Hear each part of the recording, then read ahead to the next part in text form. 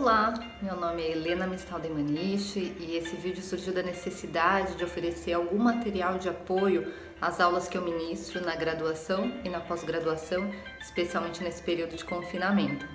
É um material que fosse simples, claro, sucinto e que sintetizasse algumas ideias. E no vídeo de hoje eu vou falar um pouco sobre o diagnóstico em psicanálise.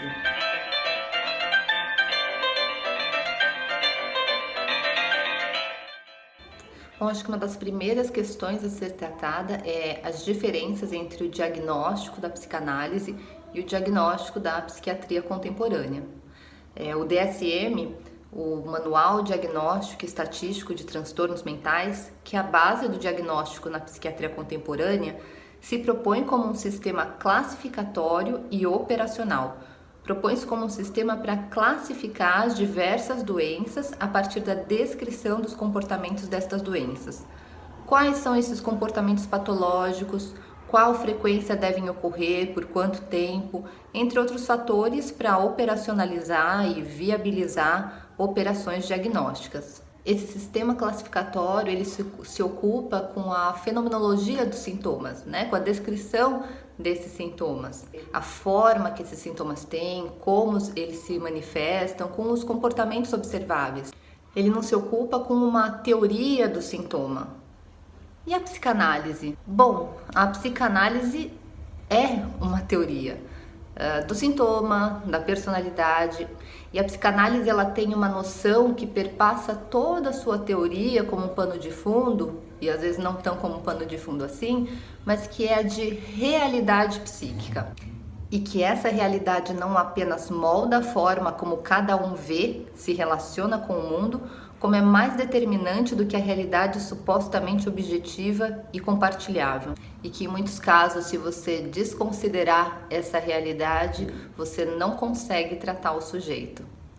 A alucinação aditiva de um som que não está lá, a construção de um delírio de uma realidade inexistente, a magreza de uma anoréxica que não é vista como suficiente por ela mesma. Mas não apenas em casos extremos, todos nós nos relacionaríamos com o outro e com o mundo a partir dessa realidade psíquica e que não deve ser situada em oposição a uma realidade objetiva. Não, ela é a articulação entre esses dois polos, interior, exterior, aquilo que eu aprendo com os meus sentidos e a forma como eu os interpreto. Essas realidades se misturam e estão muito além da nossa capacidade de apreensão, da nossa percepção, que se dá apenas parcialmente.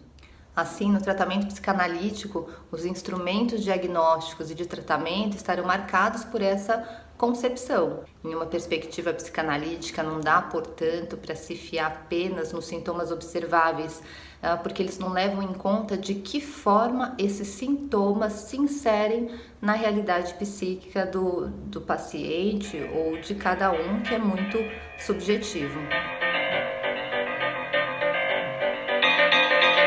Bom, Freud construiu suas entidades clínicas a partir da nosografia da psiquiatria clássica, mas o carro-chefe mesmo da psicanálise foram as neuroses, um termo que teve uma extensão muito grande na obra de Freud. Então a gente encontra a neurose de guerra, a neurose de angústia, a neurose de defesa, psiconeurose, neurose de transferência.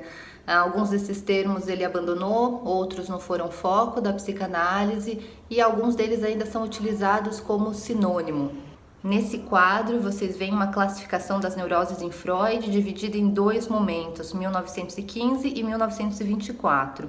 As neuroses atuais eram aquelas não derivadas de conflitos infantis, mas decorrentes de uma ausência ou inadequação da satisfação sexual, uma doença, a ausência do parceiro, por uma gravidez. A abstinência sexual forçada geraria um estado de tensão psicológica, que Freud chamou de estase da libido, mas os sintomas desapareceriam, circunstâncias se tornassem novamente favoráveis. É uma neurose que não terá muito interesse para a psicanálise.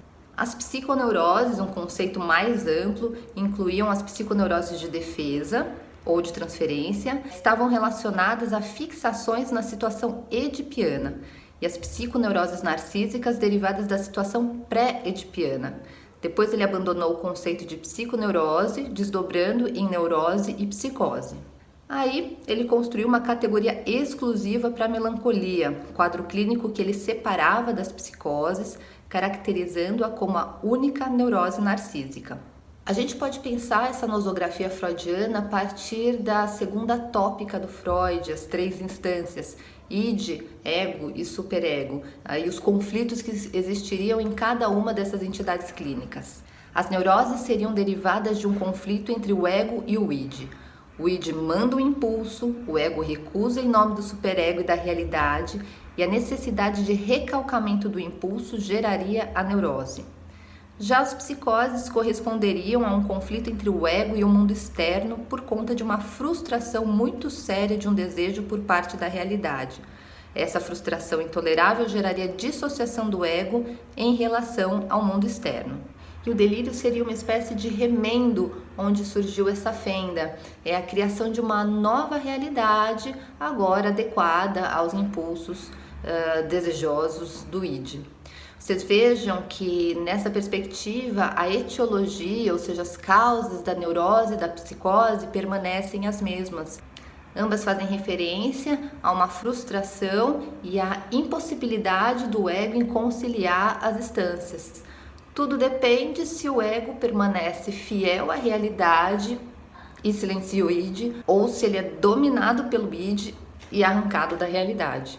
Por fim, as neuroses narcísicas. A melancolia, com seu superego tirânico, seria a derivação de um conflito entre ego e o superego. E aí fica uma pergunta: esses quadros que discutimos na nosografia freudiana, eles se encontram entre os diagnósticos da psiquiatria contemporânea? Muitos se desmembraram e outros desapareceram. A esquizofrenia se mantém, o transtorno bipolar como uma derivação das neuroses narcísicas. A histeria, o quadro clínico do qual nasceu a psicanálise, deixou de existir. Na verdade, mesmo na época do Freud, ele era um quadro clínico que compreendia uma gama muito variada de manifestações e comportamentos. Aquilo que antes a gente chamava de histeria, a gente consegue identificar em uma gama variada de quadros clínicos na psiquiatria contemporânea. Então, o transtorno depressivo, o transtorno do pânico, os somatoformes, a personalidade histriônica, entre outros. Bom, agora a gente vai dar mais um passo e falar sobre as estruturas clínicas em Lacan. Enquanto os critérios diagnósticos têm se ampliado na psiquiatria contemporânea, temos aí mais de 300 patologias descritas. A psicanálise, e agora especificamente a psicanálise lacaniana, mantém as mesmas referências de Freud.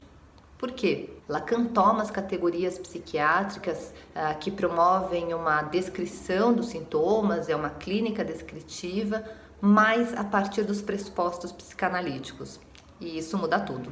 Ele tenta reduzir a quantidade de categorias nosológicas da psiquiatria, inicialmente em 2 grandes grupos: neurose e psicose, e depois acrescenta a possibilidade de um terceiro, a perversão. E como a psicanálise consegue reduzir tantos transtornos em poucos diagnósticos? Porque ao invés de categorias descritivas, pensa-se em estruturas clínicas, modos de articulações específicos com que cada um vai articular lei, desejo e castração.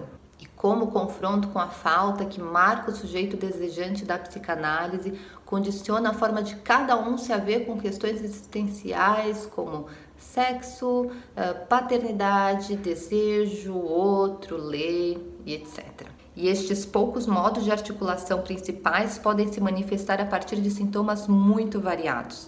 A mesma estrutura pode gerar sintomas diferentes, assim como o mesmo sintoma pode remeter a estruturas diversas. O que importa é menos a fenomenologia do sintoma e mais a forma como esse sintoma vem responder às articulações realizadas pelo sujeito. Uma outra novidade psicanalítica em Lacan é que, se levada às últimas consequências, esses diagnósticos deixam de referir transtornos psicopatológicos e passam a referir as formas como cada um se relaciona com o mundo e com o outro.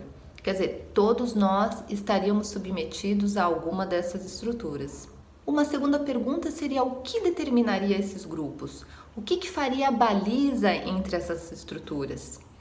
E para Lacan, um conceito muito conhecido da psicanálise, o complexo de Édipo. A forma como cada um atravessasse o complexo de Édipo e conseguisse articular os seus elementos determinaria a estrutura clínica. Para entender com mais detalhes, teríamos que retomar a constituição do sujeito para Lacan, o que não vamos fazer nesse momento. Basta por hora saber que o complexo de Édipo corresponde a um momento crucial na constituição do sujeito e que nas décadas de 50 e 60, Lacan tomará esse conceito como ponto de largada para se pensar as estruturas clínicas. A famosa e mítica lei da interdição do incesto do complexo de Édipo freudiana passa a ser pensada como as novas regras do jogo que são lançadas no tabuleiro da vida da criança pequena em determinada fase e que faz com que cada sujeito tenha que abandonar a expectativa de uma satisfação absoluta, sem restrição, sem lei, sem falta,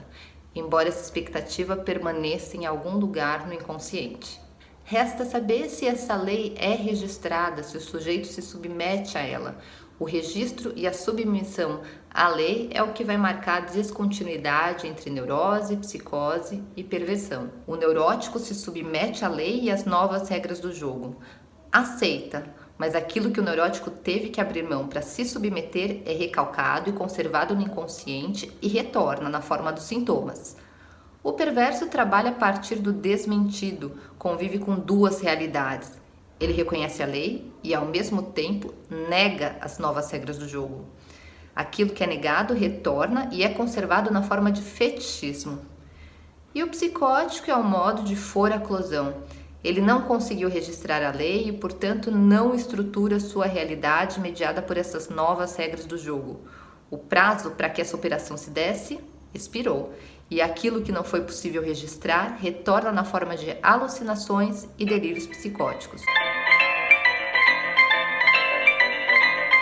Bom, essa foi uma pequena fala para situar o diagnóstico em psicanálise e clarear algumas recorrentes confusões com o diagnóstico da psiquiatria. Então lembre, quando a gente fala em diagnóstico na psicanálise, a gente está falando de realidade psíquica. A gente não está focado nos sintomas observáveis, porque os sintomas e esses comportamentos a partir dos quais eles se manifestam, eles mudam, mas as estruturas clínicas permanecem. E que para pensar as estruturas clínicas a gente tem que falar da constituição do sujeito, em especial de um conceito muito caro à psicanálise, que é o complexo de Édipo.